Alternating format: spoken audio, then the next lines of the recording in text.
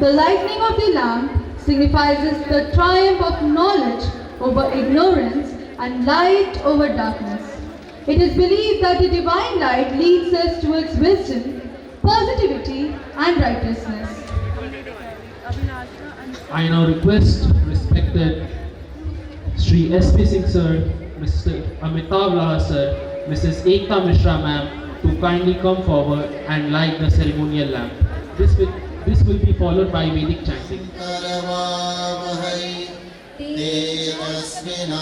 तेजस्विनावधीतमस्तु मा विद्विषावहै शन्नो मित्रः शन्वरुणः शन्नो भवत्वर्यमा शन्न इन्द्रो बृहस्पतिः शन्नो विष्णुरुक्रमः नमो ब्रह्मणे नमस्ते वायो त्वमेव प्रत्यक्षं ब्रह्मासि त्वामेव प्रत्यक्षं ब्रह्म वदिष्यामि ऋतं वदिष्यामि सत्यं वदिष्यामि तन्मामवतु तद्वक्तारमवतु अवतु माम् अवतु वक्तारम्